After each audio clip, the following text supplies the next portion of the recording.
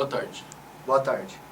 Na edição de hoje do Nostalgia Jornalística, iremos retratar a vida e a história de um dos personagens mais importantes da imprensa e da política nacional. Carlos Lacerda foi um jornalista carioca nascido em 1914. Revolucionário e contraditório, Lacerda transitou por vários ideais políticos e durante sua vida acumulou muitos inimigos e conflitos. Carlos Lacerda, como político, exerceu o cargo de vereador, deputado e governador do estado da Guanabara, atual município do Rio de Janeiro. Inimigo político de Getúlio Vargas, Carlos Lacerda foi o grande coordenador da oposição à campanha de Getúlio à presidência em 1950, que continuou durante todo o mandato de Vargas, até agosto de 1954. Uniu-se aos partidos oposicionistas num esforço conjunto para depor o presidente Vargas, através de acusações que publicava em seu jornal, Tribuna da Imprensa. O atentado de Toneleiros ocorreu no dia 5 de agosto de 1954, na rua Toneleiro, no bairro de Copacabana, Rio de Janeiro. A vítima foi o maior opositor do então presidente Getúlio Vargas, Carlos Lacerda. Lacerda estava voltando para casa quando, relata-se, foi surpreendido por várias balas vindo na direção de seu carro. Faziam a sua segurança 2 oficiais da aeronáutica. Um deles, Rubens Vaz, foi ferido mortalmente. Lacerda foi atingido no pé. Esse atentado tornou-se emblemático porque Lacerda veio a público acusando o presidente Vargas de ter ordenado sua emboscada. A acusação de Lacerda tornou-se legítima quando as investigações policiais apontaram para a figura de Gregório Fortunato, chefe da guarda pessoal de Getúlio Vargas. O fato deu munição para Carlos Lacerda e seus opositores pedirem a renúncia de Getúlio. Sem conseguir contornar a situação, Vargas optou pelo suicídio. Realmente, Lacerda sempre teve gosto pela política e seguiu a trilha dos seus familiares pela ascensão ao poder. Acompanhando o histórico da família Lacerda, iremos entrevistar o neto de Carlos, Rodrigo Lacerda. O escritor, em 1996, foi vencedor do Prêmio Jabuti, pelo livro O Mistério do Leão Rampante. Na sua obra República das Abelhas, ele retrata a vida e trajetória de seu avô. Você poderia explicar pra gente um pouquinho o que te motivou a escrever a obra? Eu escrevi um conto que se chamava Política. E era um conto sobre o velório de um político. Eu não dizia quem era e não identificava, não dava nome aos bois. Mas aí esse conto foi publicado num jornal. E óbvio que ao publicar, o jornalista identificou. Neto de Carlos Lacerda escreve sobre o avô. Tá? E então, a partir dessa publicação que eu recebi um convite da editora para escrever um livro sobre meu avô.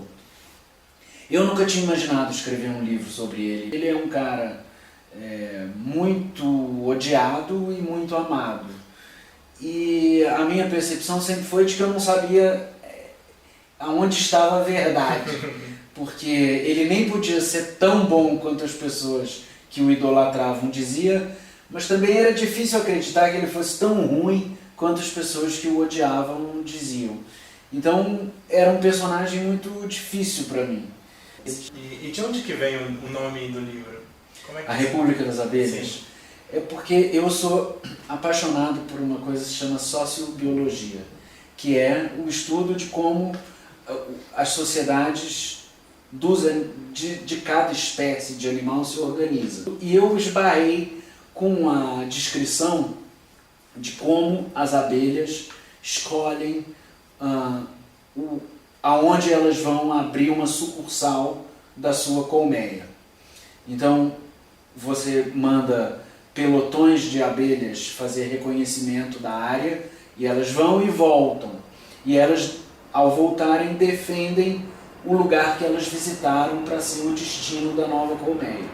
Mas como que se dá esse debate entre as abelhas? Elas vão desfilando e meio rebolando assim, e pelo traçado elas indicam mais ou menos a direção do lugar onde elas para o qual elas gostariam de levar a colmeia. E enquanto elas fazem essa dança, as outras que visitaram outros lugares dão cabeçadas nessas abelhas que estão defendendo o seu projeto. E dão cabeçadas e vence ou quem der a cabeçada mais forte ou quem resistir às cabeçadas dos outros candidatos.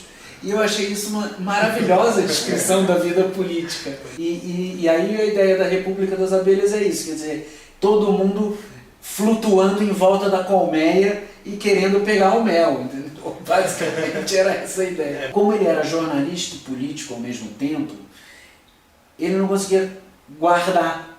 Ele era um político que falava tudo o que acontecia. E a vida política dele me mostra que isso não foi bom para ele, porque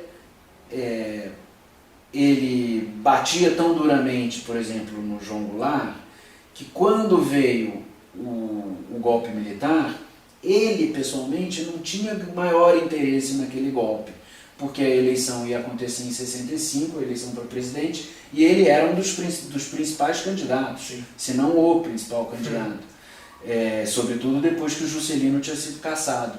Então ele não tinha nenhum interesse em balançar o barco eleitoral, mas ele já batia tanto no Jango que, por outro lado, ele não dava para ficar contra. Então ele acabava prisioneiro um pouco das atitudes dele. Aí quando os militares, aí ele briga, obviamente já era brigado com a esquerda. Quando os militares de fato melam a eleição presidencial de 65, o que ele faz? Ele rompe com os militares e vai fazer a frente ampla.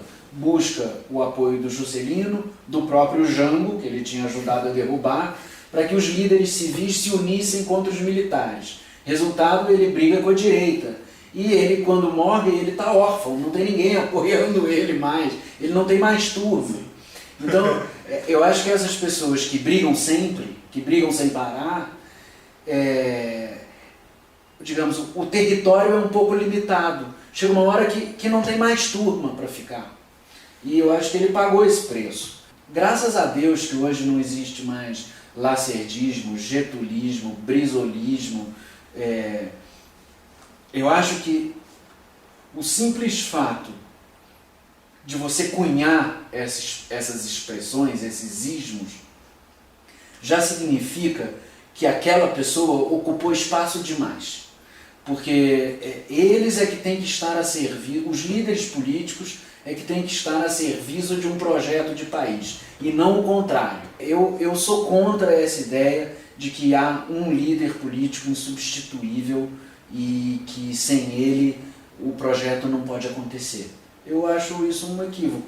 Então, eu acho que meu avô, como todos os políticos da época dele, era personalista demais. Ele era muito dono da verdade demais. E eu acho que a verdade é muito complexa e na verdade, a democracia é boa porque ela permite a alternância dos projetos. Semana que vem, o Nostalgia Jornalística irá falar sobre a imprensa durante a ditadura. Nos vemos lá. Até mais.